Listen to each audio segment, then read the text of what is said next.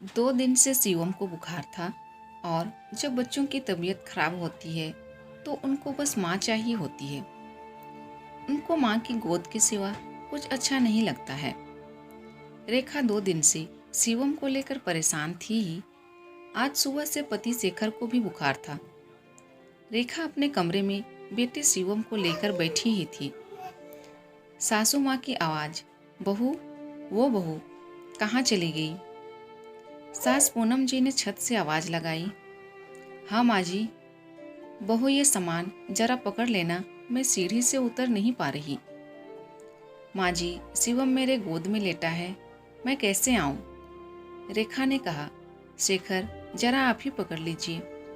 रेखा ने अपने पति से कहा। शेखर उठकर जब सामान पकड़ने गया तो पूनम जी बोली, बेटा तुम क्यों आ गए?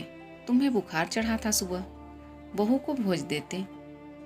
माँ, अभी मेरा बुखार ठीक है। शिवम को फिर बुखार आ गया है, वो रेखा की गोदी में लेटा है। रेखा कैसे आती? शेखर ने कहा, अरे तो उसे बिस्तर पर लिटा देती, उसे दिख नहीं रहा तुम्हें अभी इतनी तेज बुखार था। वो क्या समझेगी एक माँ का दर्द? पूनम जी ने गुस्से में कहा। ये सब बातें रेखा सुन रही थी, फिर भी उसने नज़रअंदाज कर दिया, क्योंकि अभी वो कोई बात का पतंगड़ नहीं बनाना चाहती थी और उसका 2 साल का बेटा शिवम 2 दिन से बीमार भी था, तो रेखा उस पर ध्यान देने में लग गई। थोड़ी देर बाद फिर पूनम जी रेखा पर चिल्लाते हुए बोली, बच्चे को लिटा दो, शेखर के लिए हल्का खिचड़ी या दलिया कुछ बना कर दो, उसे दवा भी तो खाना होगा। माँ जी, मुझे याद है शेखर को दवा खानी है, लेकिन माँ जी जैसे मैं जाने को होती हूँ शिवम रोने लगता है, कह रहा है मम्मा मेरे पास ही रहो। बुखार भी बहुत तेज है, बुखार में बच्चे कहाँ माँ को छोड़ते हैं, गोद में ही रहना चाहते हैं। ये थोड़ा सो जाए तो मैं बना दूंगी, रेखा ने कहा। दवा खाने का समय निकल जाएगा तो बनाने से क्या फ़ायदा? शेखर इतनी तकलीफ में था, उसे समय पर नाश्ता दवा की ज़रूरत है और तुम्हें कोई फ़र्क ही नहीं पड़ रहा। पत्थर दिल हो क्या तुम? शिवम को किसी खिलौने या किसी चीज़ में बहला भी सकती हो, कुछ दे दो, खेले और तुम जाओ बनाओ। पूनम जी ने रेखा से कहा। ये बात अब रेखा की बर्दाश्त से बाहर थी और वो बोल पड़ी, वाह सासू माँ, आपके बच्चे का दर्द दर्द और मेरे बच्चे का दर्द वो कुछ नहीं। आप भी माँ हैं, अपने बच्चे के लिए कितना परेशान हो रही हैं, तब भी आप मेरी भावना नहीं समझ रही। शेखर तो बड़े हैं, वो तो थोड़ा तकलीफ बर्दाश्त भी कर सकते, लेकिन शिवम तो बच्चा है, उससे तो अभी ठीक से बोलना तक नहीं आता। मेरे 2 साल के बेटे को बुखार इतनी तेज है, वो इतने तकलीफ में है और मैं उसे यूं ही रोता हुआ छोड़कर आपके बेटे के लिए नाश्ता बनाने जाऊं? पत्थर दिल तो आप हैं, जो एक माँ होकर दूसरी माँ का दर्द नहीं समझ रही।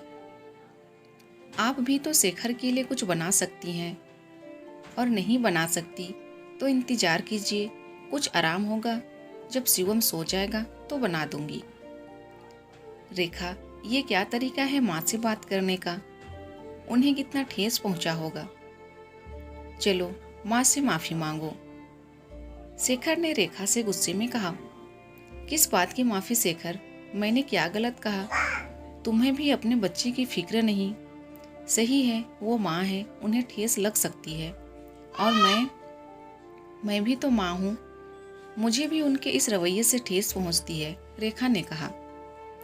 मैंने तो सिर्फ अपना पक्ष रखा है, मैंने कोई गलती नहीं की जो मैं माफ़ी मांगूं, रेखा ने दृढ़ता से कहा।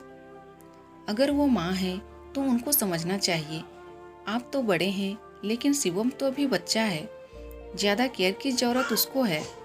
इस वक्त शेखर कुछ बोलने ही वाला था कि पूनम जी बहू की बात सुन बोल पड़ी। बहू सही कह रही है, मैं ही अपनी ममता में इतनी स्वार्थी हो गई कि उसकी ममता और उसके बेटे का दर्द ना समझ सकी। मुझे समझना चाहिए था, वो तो मासूम है, उससे क्या तकलीफ है, वो तो बता भी नहीं सकता।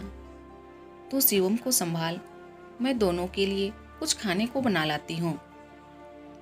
पूनम जी रसोई घर की तरफ चली गई।